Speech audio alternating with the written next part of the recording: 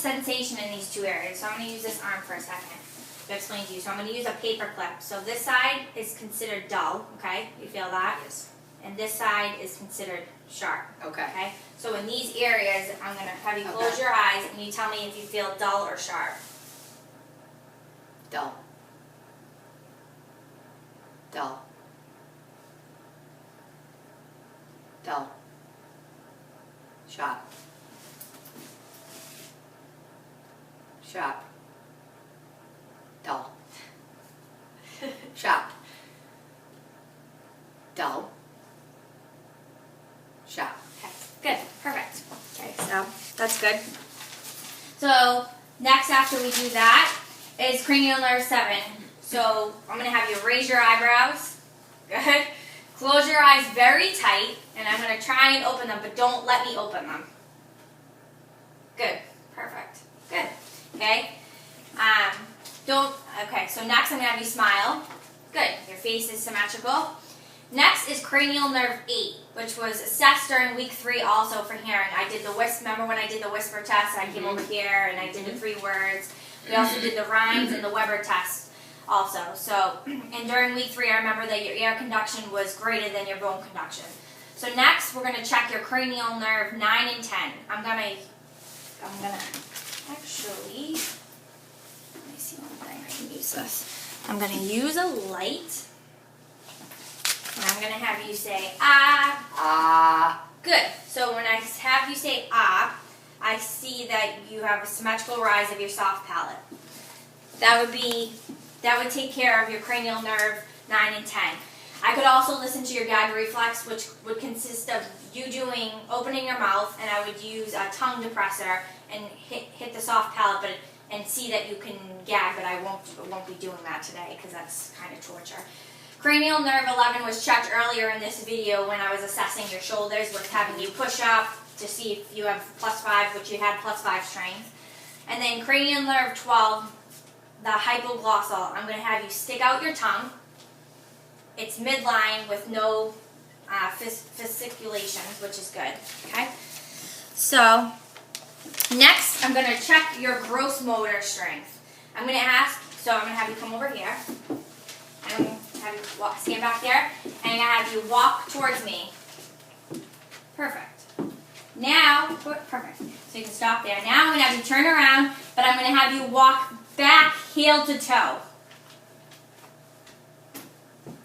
No, not like that. I'm going to have you, I'll show you, I'll demonstrate, and then I'll have you do it. So like this. Oh. Yeah, one shoe on, one shoe off. Yeah, okay. All right. Okay. I get it.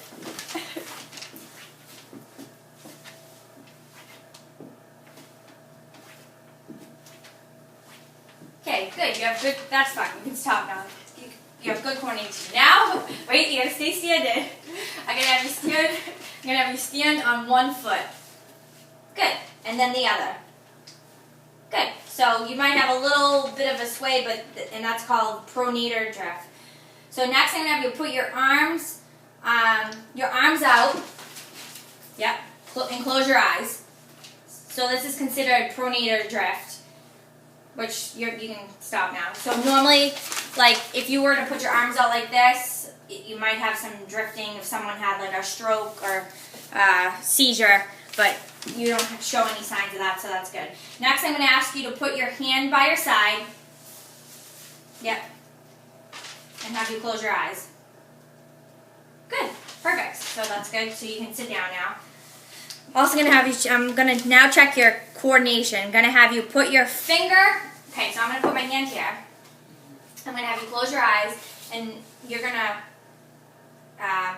no, actually I'm not going to have you close your eyes yet. I'm going to have you touch your finger to your nose, and then touch my finger, and then back, and then my finger, and then back.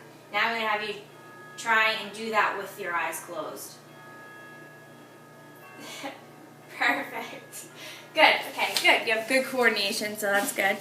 So now I'm going to have you use your thumbs, and you're going to use your thumbs to touch each finger, like this. Good. And then backwards. Perfect. Good. And then next you're sitting perfect, so I'm going to have you go like this to see it. Good. You have excellent coordination. Okay, you can stop that now. Now, I'm going to use the paper clip again to check the sensation on your arms and your foot, and I'll probably do it on your wrist also. So you're going to tell me, I'm going to have you close your eyes this time, and you're going to tell me if you feel dull or sharp. Okay?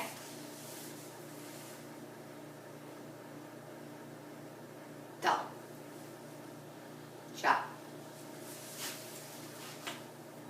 Sharp. Dull. Sharp. Dull. Good. Okay, perfect. So you have good sensation. So next, I'm gonna use your hand and your foot to check vibration. So I'm gonna go like this, and I'm gonna put this on top, and you tell me when you feel it right away, and I put it on, and then tell me when you don't feel it anymore. Okay? No, flip it this way.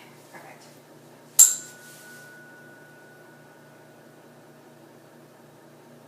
It stopped. Okay. I'm gonna do it on your foot. Tell me when it's stopped. You don't feel it anymore.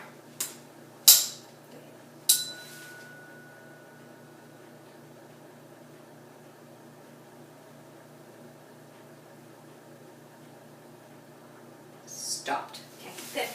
So if someone that had neuropathy, like a diabetic, they probably wouldn't, if I did that on their foot, they probably wouldn't do it. So I would just continue working my way up the arm to check to see if they feel the vibration.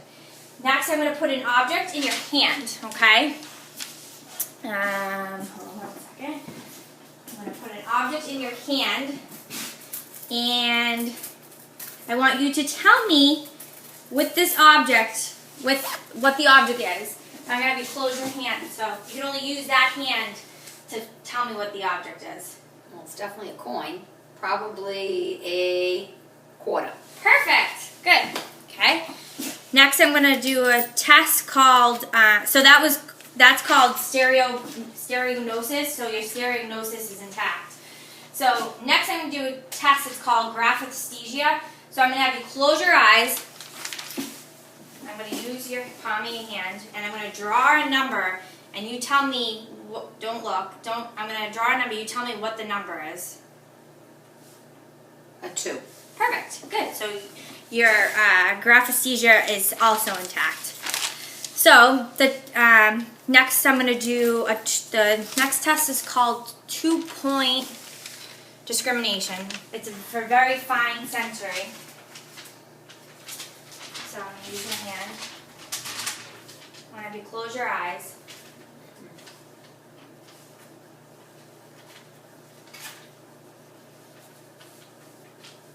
Is this, and you tell me if it's 2 points that I'm using or 1 point. Okay. 2.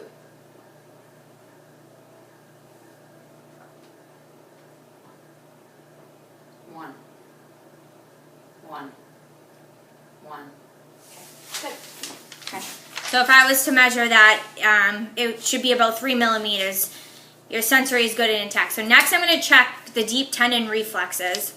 So the first one I'm going to check is the brachial reflex. So, just open this again. And you go like this. Rest your arm down there. Just rest it. Okay?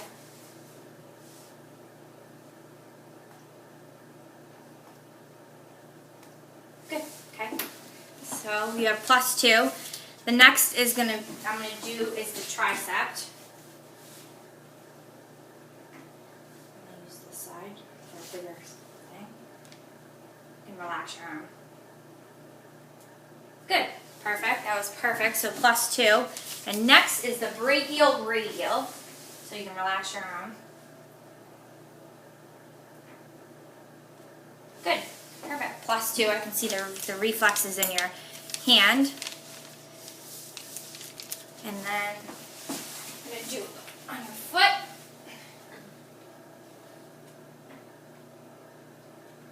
You can relax your leg because I'm going to hold it. Good.